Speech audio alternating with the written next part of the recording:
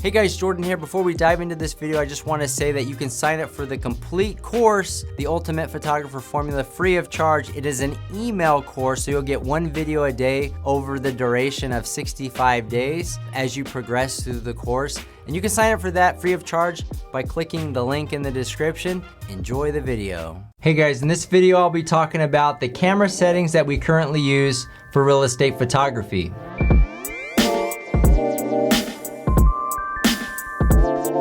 To start, I want to say there are many ways to shoot a property successfully.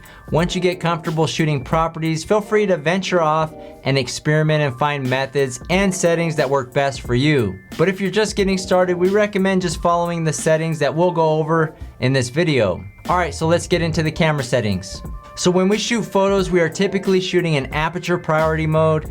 That means that the shutter speed and ISO are selected automatically, but our aperture setting is fixed. We typically set our aperture to f8. We have tested out shooting real estate photos with a wide angle lens at f4 and f2.8 and noticed there wasn't a huge impact on the photo quality. However, we found that f8 is a good sweet spot for most real estate shooting scenarios. Now let's move on to ISO. We like to keep our ISO set to auto with a range of 100 to 400. This means that the camera will automatically select the best ISO setting for each picture, but never go below ISO 100 or go above ISO 400.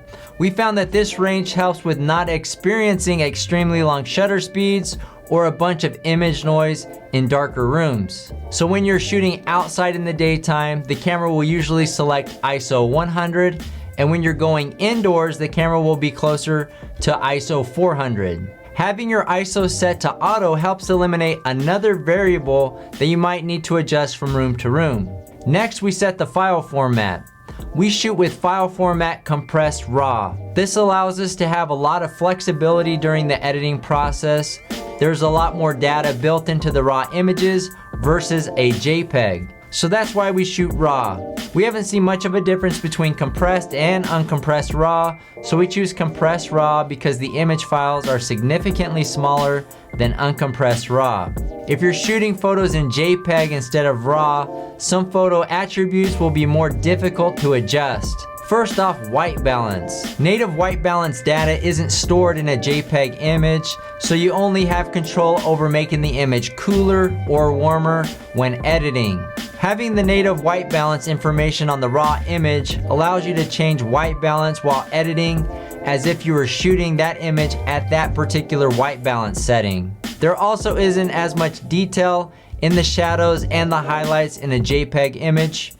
In real estate photography, you often have to reduce highlights and increase shadows in order to produce a professional looking image. This is easier to accomplish with raw images since they store a lot more data. Although JPEGs are significantly smaller in size, they are highly compressed and do not have the same amount of data and editing flexibility of a raw image. Next, let's talk about drive mode. We like to set our drive mode to continuous bracket mode. There are many options within bracket settings, but we have found that the 3.0 EV 3-image bracket setting produces excellent results. In this mode, the camera automatically shoots bracketed images, which means every time you hit the shutter button, it's going to shoot 3 consecutive shots. One at -3, another one at 0, and another one at +3. Shooting 3 images at -3, 0, and +3 is extremely helpful when creating high dynamic range or HDR images. So at -3, we're gonna get a lot more detail in the highlights. At 0, we're gonna get a regular looking exposure. And from the +3 image, we're gonna get a lot more detail in the shadows. So when taking all 3 of these images and blending them into a single HDR image, it makes an image that has good dynamic range throughout in the highlights and the shadows. We'll go into more detail about the HDR editing process in the editing section of the course. Now let's discuss white balance. The white balance setting that we use is auto. We found Sony's to be very accurate when selecting the appropriate white balance for any given image during the day. Twilight images will likely require more white balance adjustments. We'll go over that later in the editing section of the course. When shooting raw images and having your camera set to auto white balance, you can always make white balance adjustments in the editing process. So don't worry so much about having the perfect white balance when you're shooting raw images. We'll also share some tips in the editing process to get a correct white balance. Lastly, let's talk about focus settings. Here at Lister Pros, we set our Sony cameras to autofocus with the focus area set to wide. These cameras really have excellent autofocus systems, and we rarely have any issues with our pictures being out of focus. Now, depending on the camera that you're using, the autofocus system will work differently. If your camera's autofocus isn't very good, we recommend shooting in manual focus mode.